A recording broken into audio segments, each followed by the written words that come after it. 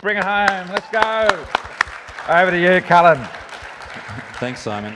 I hope everyone's enjoying Intersekt as much as myself. It's fantastic to catch up with so many awesome people face to face. After the last couple of years, certainly don't take that for granted. I'm really excited about today's session. I'm joined by 4 absolute rock stars of the Australian FinTech community. Simone, co-founder and CEO of Paperplane. Victor, co-founder and CEO of MX51.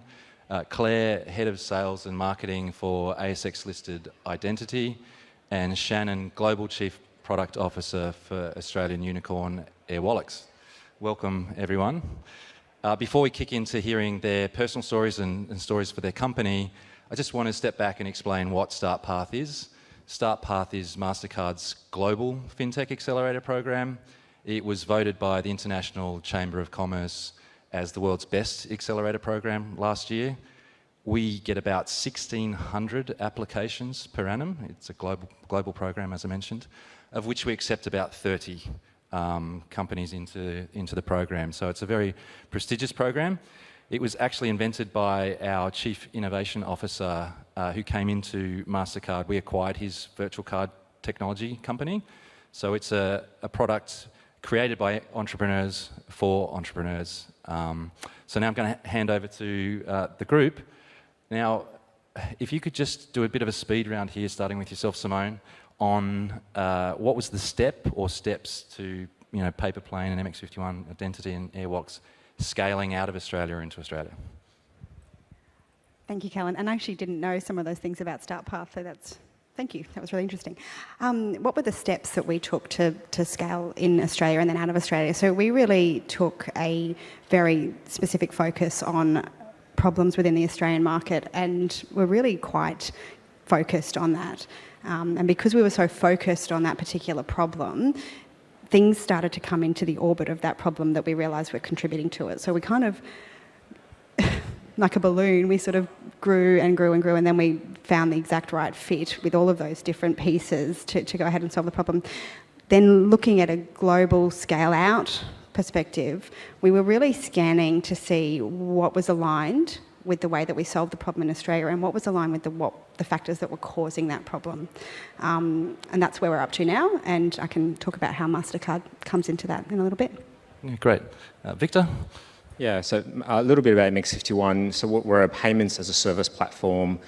We really focus on the front end of payments where commerce and payments intersect. It's been a bit of a journey for us. It's been over 5 years, and actually the idea started off when I was inside Westpac Group, and we looked at what were some of the pain points for merchants at the front end of payments. How do you help them save time, grow their business? And so that's sort of where it happened. And we looked at, when I was in the bank, we looked outwards and said, who are doing this really well? And it was a bunch of people like Stripe, Adyen, Square, Tyro in Australia. And we really looked at, well, how do we provide this capability as a white label to banks and acquirers? So that's where we started. We started off life with one major bank customer, and now we're working with many banks and acquirers, still in Australia, and looking at scale maybe next year internationally. Thanks, Victor. Claire? Hi, everyone. I'm Claire Rhodes. As Callan said, I work with Identity. We've taken a bit of a different journey, I think, than some of the other companies here, in that we started with customers internationally and then moved our focus back into Australia. So our business started with the idea that sharing transaction information between counterparties or to regulators and regulated entities is quite difficult. And so we built a data platform that made that easier and automated some of those processes. And so, one of our first customers was HSBC, and we've got a couple of different products in market that's all based around the idea of securely sharing information. What we're doing today is focusing on helping automate reporting to AUSTRAC. So it's taking that data platform idea. And I guess our journey really has been about how we listen to customers and how we listen to the market and how we take the original ideas for the business and apply that to the customer problems and the biggest pain points that we're seeing at the moment. I've been with the business for about 4 years, and I joined just as we IPO'd, but I think that's probably a journey discussion for another day. Thanks. Hi, everyone. I'm Shannon from Airwallex.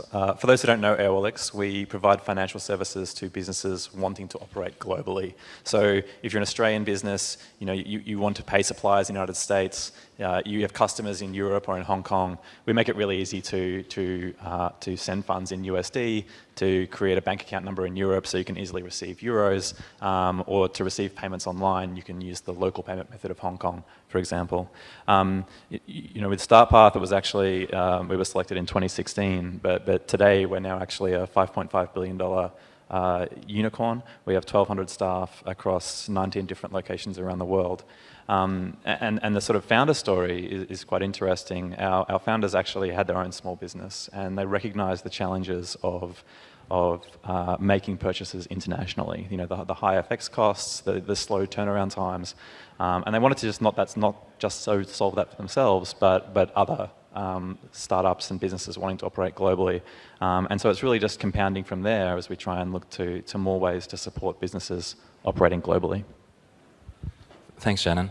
Now, when I attend these panels, actually the best things that I've learned is when, great leaders talk about the things they do differently. Actually, it's easy to talk about successes, but Simone, is there one thing that you do differently or that you counsel someone in your kind of journey in scaling up to the audience?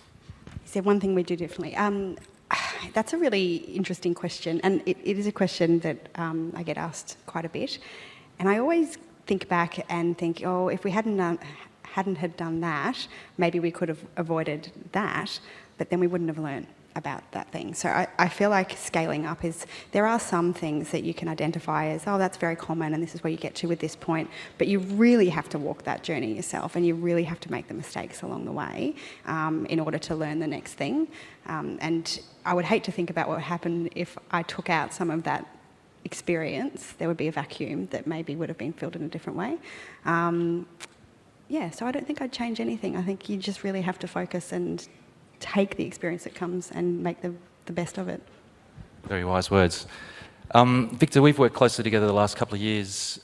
You've got a Big Four banking background. When you came into MX51 and joined StartPath, what were you hoping to get out of the program?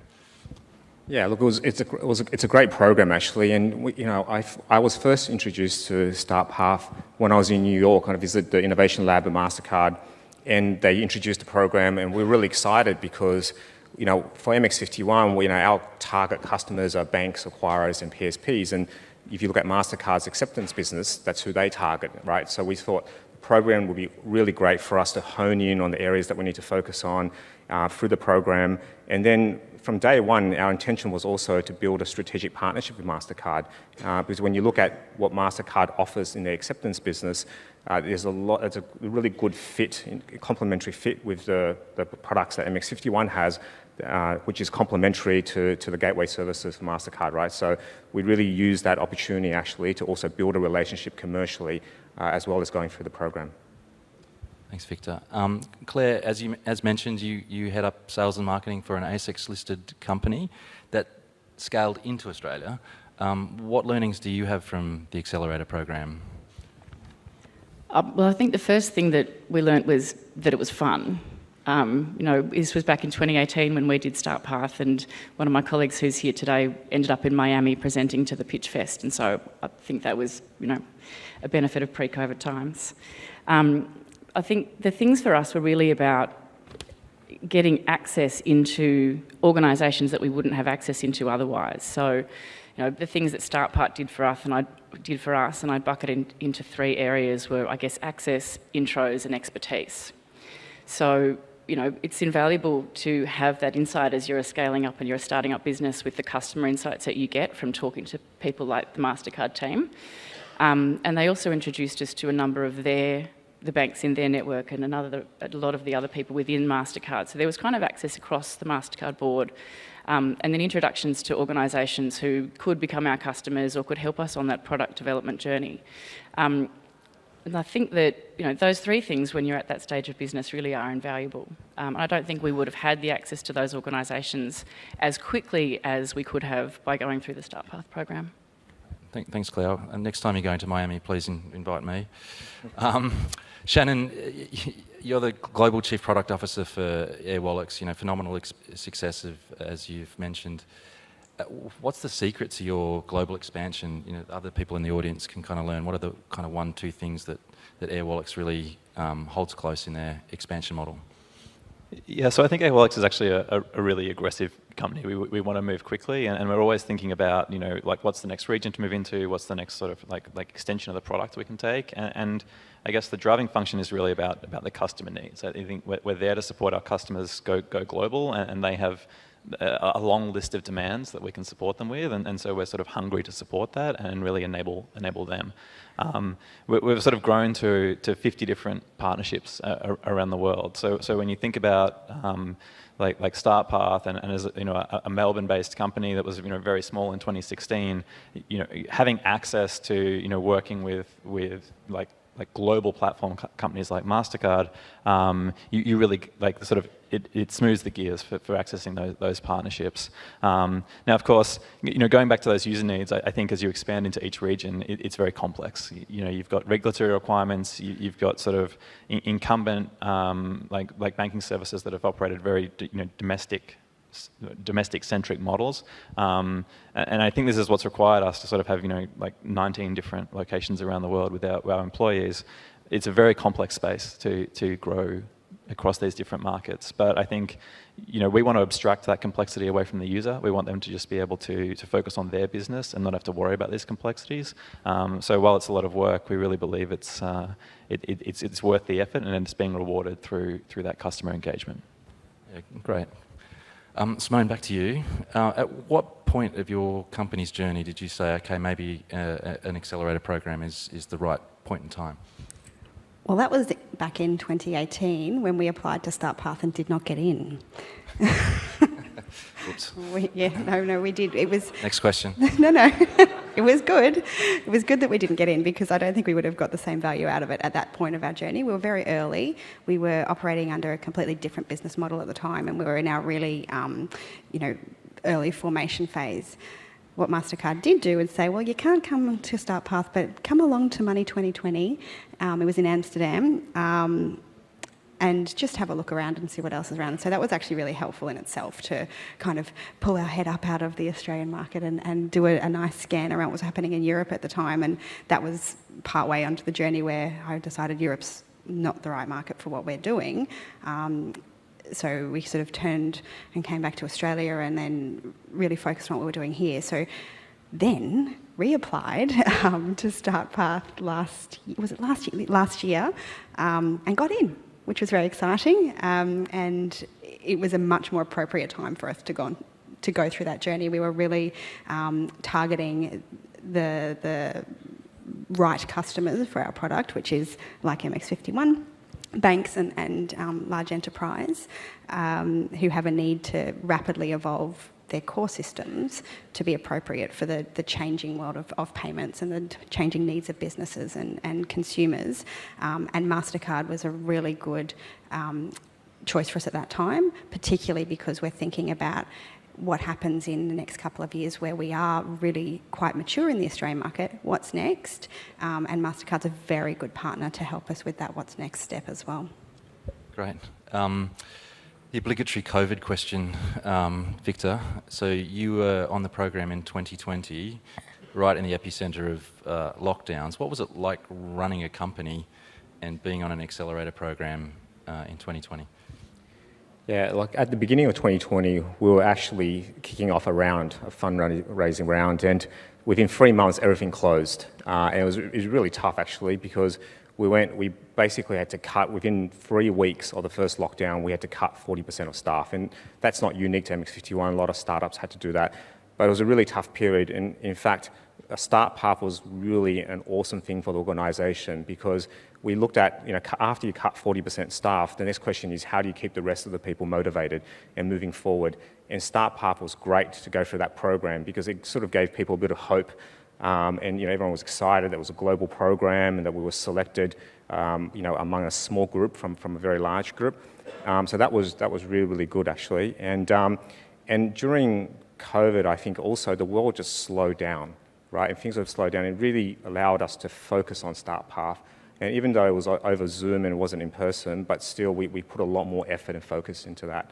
And we got a lot out of it. So it was a great experience for us. The time differences was a killer though, Oh, right? it was a killer. Oh my goodness, it was a killer actually. Trying to get companies from all around the world together. And so I think I remember most of the sessions were like, started off at like 9 in the evening, went through to early morning. My Zoom background had a Miami background just because you couldn't go there. So,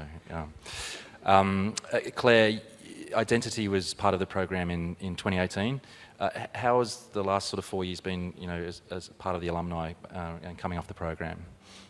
It's been a great journey for us. I talked a little bit before about the access into MasterCard and also to MasterCard's network that we got from being on the program. And I think, I don't know whether this is everybody's journey, but because we had that access into MasterCard and we were learning so much from the team about how the business worked, it helped us on our product journey, and it actually ended up with the MasterCard cross-border services team becoming one of our early adopter customers.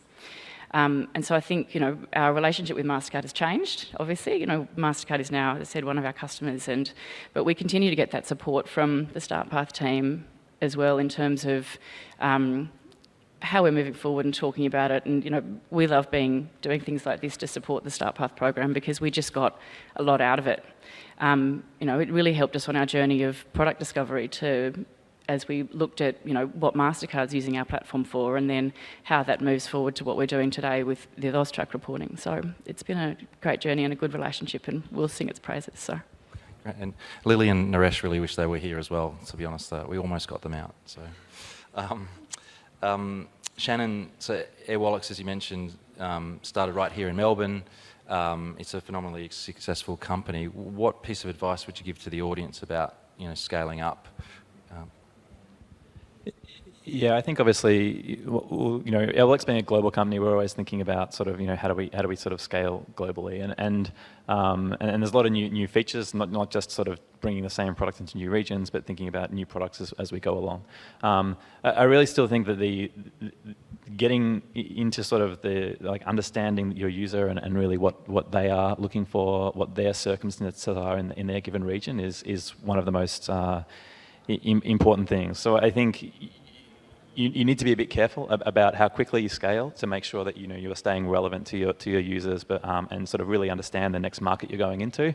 But overall, I think there is a lot of the emergence of fintech and just the amount of different companies that are coming forward. We're all riding this tremendous wave, and globally, business is becoming more and more homogeneous, right? There are platforms that can support us, whether it be in logistics, whether it be in sort of cloud service providers, advertising services. They're increasingly global, and I think that's true for companies like Airwallex as well. Like I talked earlier about our business accounts.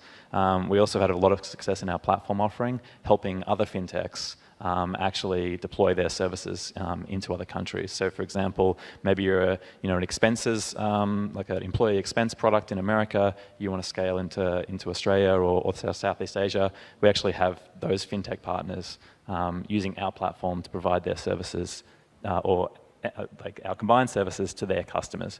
And I think companies like Airwallex are here to sort of help you on that journey too. And I think there are also platforms like MasterCard that are also global and can sort of create that homogeneity so you can scale. Awesome, thank you.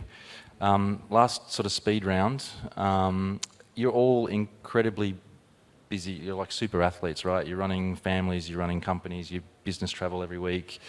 Given how incredibly time poor you are, what's the really good things from an accelerator program that you're able to articulate? I don't know how, you have 30 seconds a day to think, make really smart, quick decisions. What makes that FinTech accelerator worthwhile given how busy you are? I think using an accelerator program to get you information to make better, quick decisions is a really helpful thing. I think making sure that you use it to connect to people that can help you not just now, but in the future. And I think going into it with some clear goals about what you want to achieve through the program is really important as well, whether that is we want to learn X, Y, and Z, or we want to meet these people, and also not being afraid to ask more of the program than is on the packet, essentially. Being aligned with the accelerator program is really important as well. For us, MasterCard was is aligned. I don't know if anyone follows MasterCard CEO Michael Maybach on LinkedIn, but he really makes some interesting positioning statements about MasterCard as a company. But then you can zoom out and go, oh, MasterCard's also got programs in Africa that are helping women, exchange funds so they don't have to have money hidden under their bed. All of those things align with, our values, but also where we see how businesses manage money over time. That was a good thing for us. So we knew that we could go through that accelerator program with the right connections, with the open eyes about what we wanted to get out of it, and also have some really long-lasting and beneficial partnership opportunities as a result. Great, thank you. Victor, same question. Yeah, I think so. With StartPath, you get more than just the program, you get the organisation as well. So you get access to a lot of experts who understands the payment space, understands how banks and acquirers work. And we find that really, really valuable as we fine-tune our value proposition and our pitch to banks, right? So I think that's really, really useful. And then just the relationships you build and the connections you get in other markets for the next stage for MX51, it's really invaluable. For me, I guess there's a couple of learnings from our journey with accelerators. We've done a couple, and my advice would be choose the right one. They can become a distraction if you're not using them for the right purpose for your business. So if you're on a customer discovery journey or product market fit journey, then choose one that's going to help you to do that with the right customers. And I think using it for the right purposes, access, product market fit, make sure that it is the right one for you, and definitely don't let it become a distraction to the business. Thanks. And coming from a product background, I'm working very closely with the engineering team. I think we're just often we're in the basement, we're just churning out product, and we're just really focused on executing. And it's sort of very easy to get sort of fixated on all the things you need to build to sort of get to market or to go after the customers that you believe are the right set. I think these types of programs really bring a broad set of perspectives and really sort of force you to sort of to think about these different mental models, different possible approaches that allow you to just take that step back from the execution, reevaluate sort of where you are, other points of view, and then back to work. Great. I think I've actually got time for one more question, so I'm going to put them on the spot here. What's your prediction for 2023? In general? In general. Okay. In general. Football teams winning premierships. All right. Well, obviously. Please not be Collingwood. The Richmond Tigers are going to win the season next year. I just realised I'm wearing Richmond Tiger colours by accident. Okay, so I think that in Australia next year is going to really, it's been the subject of a lot of panels and a lot of discussions, pay to. 2023 is the year of pay to for this market, but I also think that we'll see economies like the US really start to crystallise in all of the turmoil that's happening this year. We'll see Fed Now go live, which is their real-time payments in 2023. I think Canada's starting to move towards that market, so I think we'll see a lot more focus on real-time account-to-account payments, not just in Australia, but differently in markets like North America. Great. Victor, on the spot. She missed your question, actually. What's your prediction for 2023? Simone said that Richmond's going to win the flag, as well as pay too. So, well, maybe I'll stick to payments. So no, I think for 2023, the complexity of payments is continuing to grow, right? So merchants have to be able to accept different forms of payments, different channels, real-time cards. And so really, you've got to solve for that pain point. And more merchants are looking for, how do you solve for pain points around payments, right? With all that data, what can you do to help me with that data? How do you help me grow my business through insights, analytics, simplify reconciliation, a whole bunch of stuff, right? So, I think more of those things need to happen in 2023. Great. Claire? Aside from it being a raging success, is that just an answer I can do? Thinking about it from what we look at as a business, I think, you talked about complexity, Victor. There's a lot of complexity out there with new payment channels and new payment flows, new ways to move money, new currencies. I think we're going to continue to see that complexity challenge the industry for a while. If I think about it from the regulatory point of view and what regulators are doing to start to think about how they get their arms around all those things that are changing, I think that's going to be a bit of a challenge, not only for the regulators, but also for everyone in the industry just to get their arms around. So I guess my prediction is complexity before simplicity. agree. Shannon? Thanks. I think it's actually been a really interesting time for startups, whether you're in technology or in fintech. Like if you look at the last 6 months and sort of like public and private valuations and how that's been affected, it really is causing an interesting challenge for a lot of tech companies. There's changes into into liquidity and cash flow. I think the space is very hot. I think it continues to be very hot, and I think there are like really a ton of wonderful players out there. But we are going to see, I think, a lot of consolidation in a way that actually I think is healthy, a healthy sort of pruning for the industry. And what this will result in is, I think, like less froth. I think more thoughtful businesses that really have strong execution, strong planning, and really sort of innovative contributions to this space, and a lot more sort of partnerships, leveraging the platforms that actually are coming through in different countries, like the rapid payment methods, for example. I think we're going to see like some really great things come out of that in 2023, and the players that do emerge are going to be really exciting. Awesome. I want to thank the panel. Thanks for your generous time, your candid responses. Look forward to seeing you out in the breakout rooms. Thanks to the audience for attending. Hopefully you learned something from these amazing leaders in FinTech, and look forward to seeing you out there. Thanks, everyone. Thank you.